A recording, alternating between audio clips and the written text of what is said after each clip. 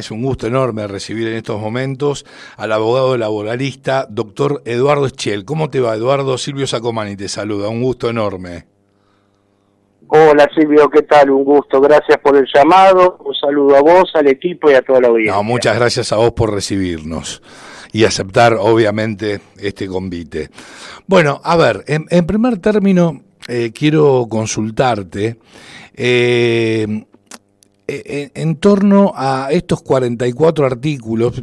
Obviamente no te voy a pedir que destaques uno por uno, que tienen que ver con el DNU, ¿sí? Y la reforma laboral que pretende el gobierno nacional. ¿Nos puedes hacer una breve reseña? Va a ser una breve reseña un poquito complicada, pero vamos a tratar de hacerlo, ¿no? Porque estamos hablando Claro, de una 44 reforma o los que puntos abarca más salientes. muchísimos Claro, aspectos. exactamente. Lo primero que hace es eliminar prácticamente todo el sistema de multas por empleo no registrado. Sí. Ese es uno de los cambios más sustanciales que presenta este decreto, y optó por la fórmula directamente de la eliminación de todo el sistema de multas, no solamente los de empleo no registrado o parcialmente registrado, sino otro tipo de multas. Después se introduce algunas modificaciones más a lo que es la indemnización por despido. Sí. Trata de unificar la tasa de interés de los juicios laborales para todo el país, porque acá tenemos que cada jurisdicción provincial establecía su propio sistema de tasas. Sí. Introduce también algunas modificaciones, como por ejemplo con el periodo de prueba. Introduce una reforma sobre el artículo 124 de la Ley de Contrato de Trabajo sobre el pago mediante bancos.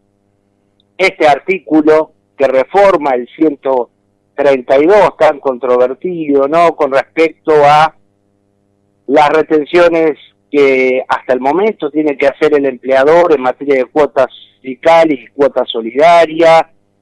Introduce modificaciones en el artículo 242 de la Ley de Contrato de Trabajo sobre despido con justa causa en los casos de medidas de acción directa en los cuales se utilizaron las figuras de piquetes, bloqueos, toma de fábricas y demás. Después tiene unos cuantos errores técnicos, introduce alguna reforma en materia de jornada, agregando un artículo 197 bis, introduce una pequeña reforma en materia de negociación colectiva sobre ultraactividad, introduce 4 reformas.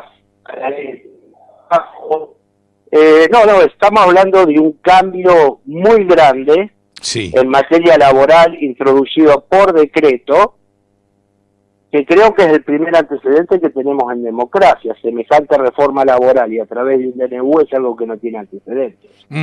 ¿Y vos estás alineado con que estos artículos en torno a la reforma laboral estén incluidos en un DNU y que no sea abordado en el Congreso de la Nación?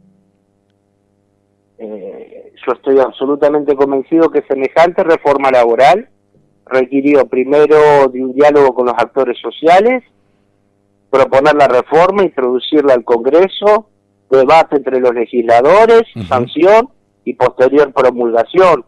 Una reforma laboral de esta magnitud por decreto, no me parece que se compadezca con los principios republicanos. Te entiendo. Ahora pregunto, la cautelar que presentó la CGT, ¿sí? ¿Cuáles fueron los motivos que lo llevaron precisamente, o que llevaron a la CGT, según obviamente tu expertise y lo que vos entendés en la materia, a pedir las mismas? ¿Cuál es la contraposición de la CGT a estos artículos que conforman este DNU en torno a lo laboral? Bien, la CGT como entidad gremial, en este caso de tercer grado, está perfectamente habilitada para interponer una acción de este tipo, donde pidió una medida cautelar, y uno de los principales aspectos que cuestiona es esta cuestión de la necesidad de urgencia y que se instrumente a través de un decreto. Ujú. Más allá de una serie de cuestiones que son de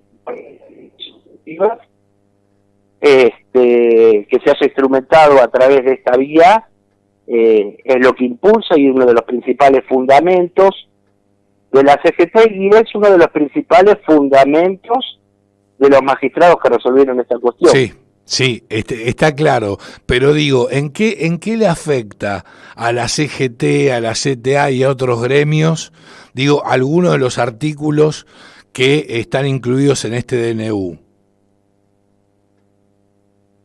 Porque entiendo que hay algunos... Sí. Si acá no tenemos que hablar de el interés que puede llegar a tener la entidad propiamente dicha, sino los intereses y derechos que dicen representar. Las entidades Bien. sindicales tienen por objeto representar y defender los derechos e intereses del colectivo de trabajadores Sí. que representan. Sí. A partir de ahí ya tienen la legitimidad, no pasa por una afectación directa a la entidad sindical, que naturalmente con este artículo 132 en materia de retenciones, que tiene que tener un aval expreso por parte del trabajador para que se haga la retención, los podría llegar a afectar desde el punto de vista económico. Y acá tenemos que tener en cuenta que han habido a lo largo de los últimos 40 años muchos planteos de las entidades empresarias sobre reformas laborales, sobre proyectos de flexibilización, y yo no recuerdo nunca que una entidad empresaria haya pedido un artículo como este nuevo 132 para las entidades empresarias hacer las retenciones en materia de cuota solidaria y cuota sindical. Ya es una cuestión que la tenían asumida y no era uno de los principales aspectos de los que las podría llegar a preocupar. Uh-huh, uh-huh. ¿Y los aspectos que preocuparían al empresariado, cuáles serían entonces? Y son varios algunos que son tratados acá. Todo el sistema de multas sí. merece una revisión y eso es un aspecto que al sector empresario lo perjudica. Toda la cuestión vinculada con piquetes, con bloqueos de fábricas es una cuestión que le preocupa. La reforma que se introdujo, por ejemplo, con respecto al artículo 29, técnicamente para mí se adoptó una solución incorrecta, pero esta cuestión de aplicar lo que se llama el criterio plenario Vázquez también es una cuestión que el sector empresario le estaba preocupando. Reformar el 124 en materia de pago bancario no era una cuestión que lo afectaba. Unificar el criterio en materia de indemnización por despido era una cuestión que siempre estuvo planteada y este decreto lo hace. La ley original de teletrabajo, la 27.555, sí, muy mal redactada, muy mal pensada, muy mal diseñada, era algo que los sectores empresarios estaban de alguna manera pidiendo su revisión. Es decir, hay muchos aspectos. La multa del artículo 80 que fue derogada con este decreto, la del 132 bis, ¿sí? Pero también esta ley, este decreto se termina metiendo en algunos aspectos que no eran motivo de preocupación empresaria. Entiendo. Ahora, ¿una reforma laboral era necesaria en la República Argentina? No tengo duda que una reforma laboral es necesaria en la República Argentina. Atacando o tratando temas, no atacando, ese no es el verbo, tratando temas como los que acabamos de leer. Revisar el sistema de multas, reglamentar el derecho de huelga, no por piquete sí, piquete no, sino para que se adopten estas medidas como última instancia agotada las instancias de negociación y de diálogo, adecuar el modelo sindical argentino a los preceptos de la OIT y de la Corte Suprema de Justicia de la Nación. Hay infinidades de temas.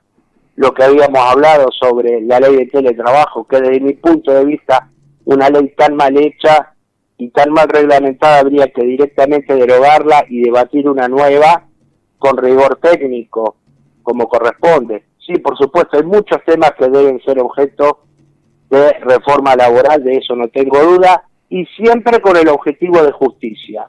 No una reforma laboral pensada si eso puede incentivar a crear más o menos empleo, porque no es ese el objetivo del derecho laboral, sino que es la justicia.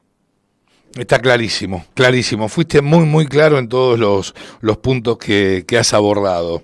Profesor Esquiel, le agradezco infinitamente este contacto. Muchísimas gracias, Silvio, y como siempre a disposición. Gracias, Eduardo. Abrazo gigante. Hasta luego. Bien, escuchabas al doctor Eduardo Esquiel.